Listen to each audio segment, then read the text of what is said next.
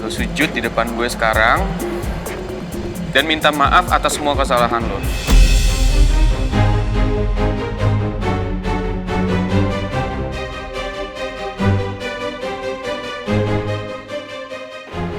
Gampang kan? Kalau lo lakuin semua itu,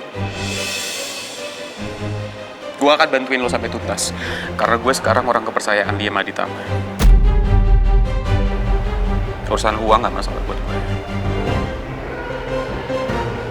Gampang kan?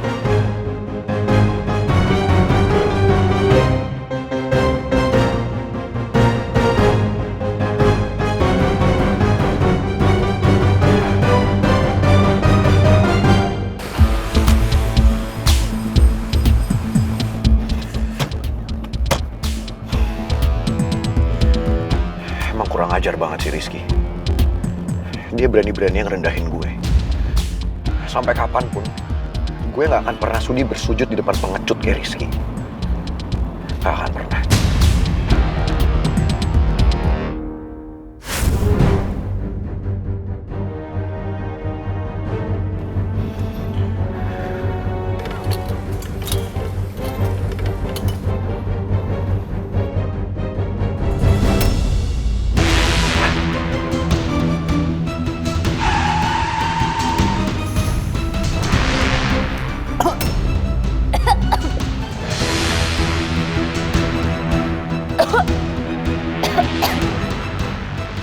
Ya ampun.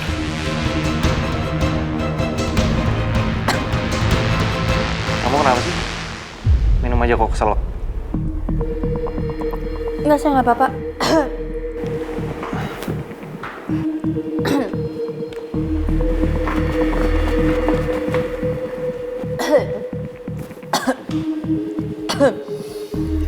Pelan-pelan kalau minum. Oke. Makasih, Pak. Nggak apa-apa kok, saya nggak apa-apa. Perasaan saya nggak enak, Pak. Tiba-tiba saya nggak tenang. Kenapa? Capek? Males kerja? Enggak, bukan itu, Pak. Maaf, Pak, tapi saya telepon suami saya sebentar ya. Saya mau tanya keadaannya sebentar aja. Saya izin, Pak. Silakan. Nomor yang Anda tuju tidak dapat menerima panggilan Anda.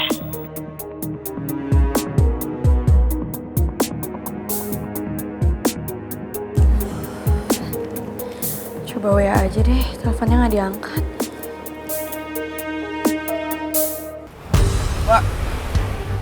Pak, Bapak nggak apa-apa kan, Pak? Saya minta maaf banget ya, Pak. Tadi saya lagi nggak fokus nyetir, tapi Bapak nggak apa-apa kan? Iya, nggak apa-apa.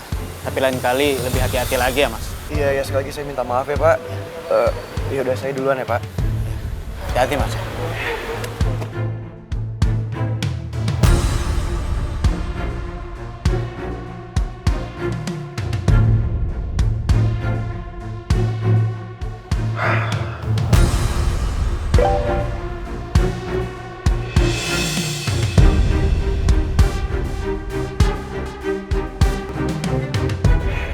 Ya ampun, aku sampai nggak sadar kalau Putri WhatsApp aku. Bahkan di sekolah banyak banget.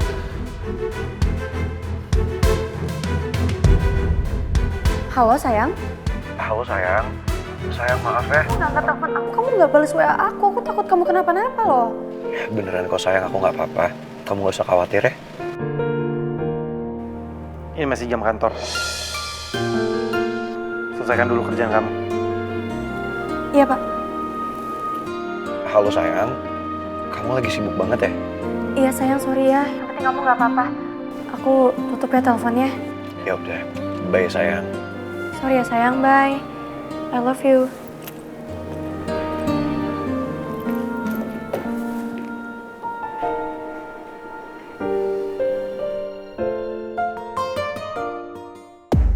Kasihan banget si Bunda. Si Bunda harus kerja keras gara-gara gue. Padahal harusnya sebagai suami, gue bisa bahagiain dia. Gue bisa manjain dia. Tapi sekarang, dia harus ikut berjuang karena gue.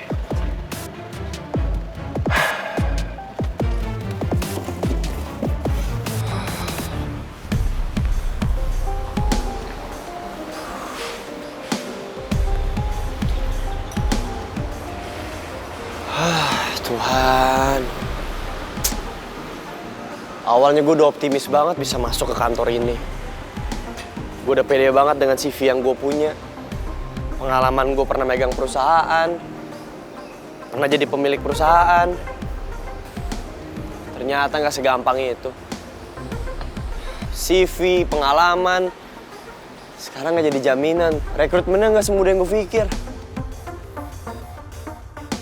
Sekarang gue mesti kemana lagi ya? Gue udah interview di 3 perusahaan seharian ini. Tapi hasilnya nihil. Gak ada yang sesuai harapan.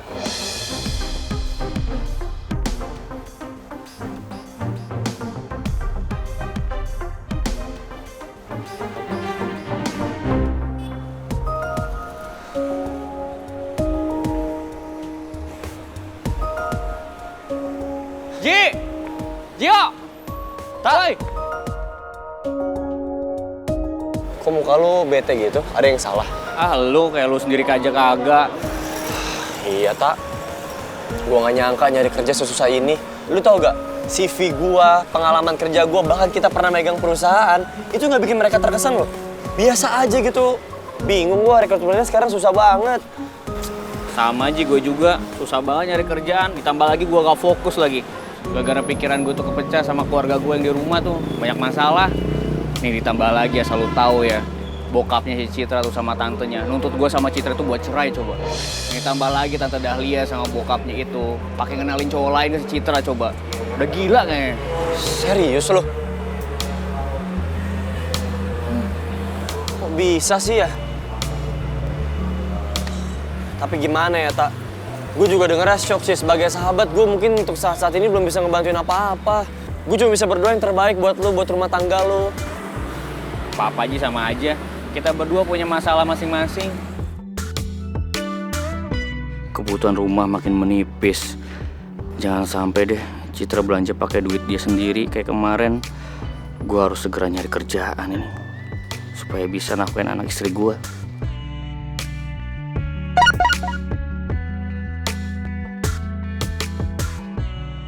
Gio, pulang nanti tolong sekalian mampir ke apotek ya buat nebus obat papa, makasih. Gue gak bisa terus-terusan kayak begini. Gue gak boleh tinggal diam. Gimana pun juga gue harus cari kerja secepatnya.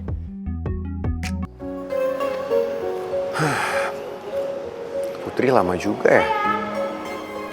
Sayang. Hai sayang. Kamu gimana? Kamu baik-baik aja kan? Ya, untungnya semua baik-baik aja kok sayang. Urusannya nggak diperpanjang jadi bisa cepet selesai. Lain kali kalau kamu banyak pikiran, kamu jangan nyetir dulu. Aku nggak mau loh kamu kenapa-napa. Ya maaf ya sayang kalau kamu jadi khawatir. Tapi aku nggak apa-apa kok. Kita bisa makan sekarang. Yaudah nih, aku udah pesenin makanan. Kita bisa makan bareng. Kamu serius sayang? Ya ampun, kok malah jadi kamu yang repot sih? Harusnya kan aku sebagai suami yang beliin kamu makanan. Aku yang ngajak kamu makan. Gak apa-apa, kalau beli kayak gini kan lebih hemat. Keuanganku emang udah menipis dan aku harus berhemat. Tapi aku nggak mau Putri tahu soal ini. Apalagi kalau dia sampai ikut kepikiran. Aku nggak tega sama pangeran. Di saat kesusahan, dia masih tetap berusaha jaga perasaan aku. Aku harus bisa hibur pangeran dan kasih dukungan supaya dia nggak makin down ngadepin masalah ini. Ya udah yuk kita makan. Sekarang? Emang lunch break kamu masih ada sayang? Takutnya ntar kita makan kamu disuruh kerja lagi. Ya emang sih sekarang aku harus fokus sama kerjaan aku. Tapi kan tetap aja prioritas aku itu kamu, suami aku. Kamu tau gak sih sayang? Meskipun sekarang rasanya banyak banget masalah di hidup aku, cuman ada satu hal yang bikin aku selalu kuat dan selalu bersyukur. Apa? Kamu di sisi aku. Itu segalanya buat aku sayang. Makasih ya.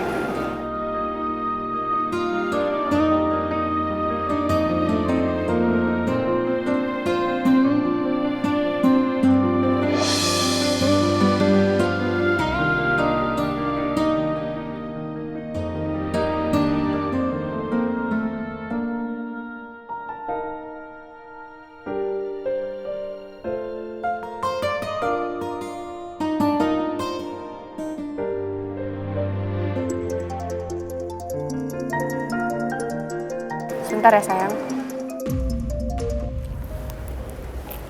Halo? Halo Putri. 3 menit lagi jam makan siang kamu udah habis. Jadi sebaiknya sekarang kamu kembali ke kantor kamu dan menyiapkan semua pekerjaan kamu. Iya Pak, saya paham. Tapi masalahnya saya sama sekali belum makan loh Pak. Makanya sekarang saya mau... Ikuti peraturan kantor.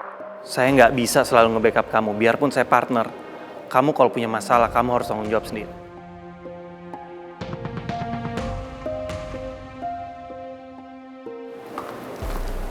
Pak Jody, ini semua berkas dan data yang Bapak minta. Terima kasih. Sama-sama, Pak. Sayang, everything's okay? Kamu mau kerja dulu? No, yuk kita makan.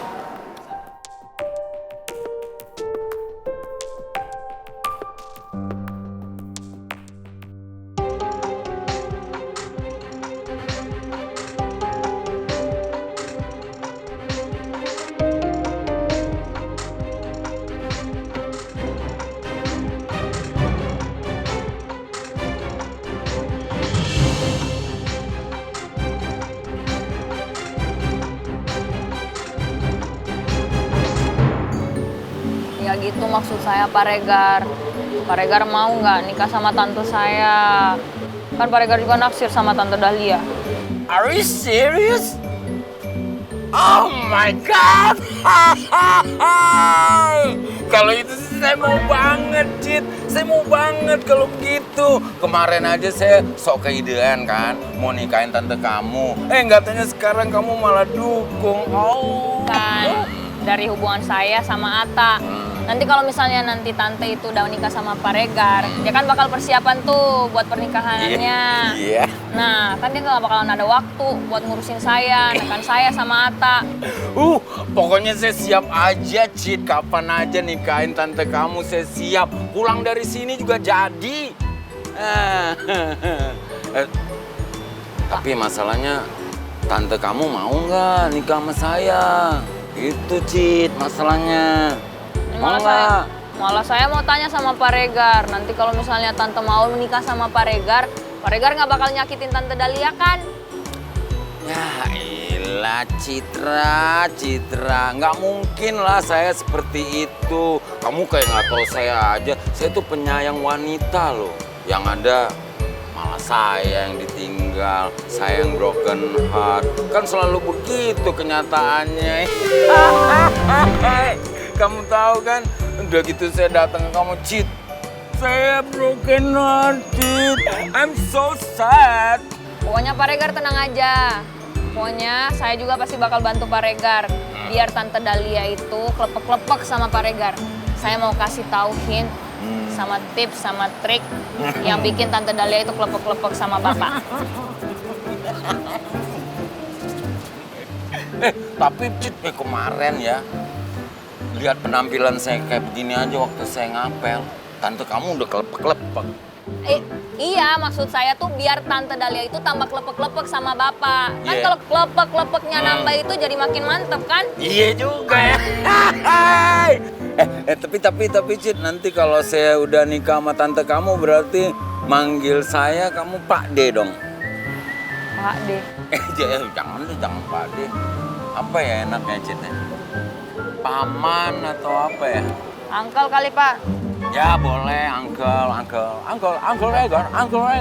Ya. Iya mirip tuh sama Bapak kan. Iya. Kasih pelajaran bahasa kan, Uncle. So sweet ya. Saya akhirnya jadi paman.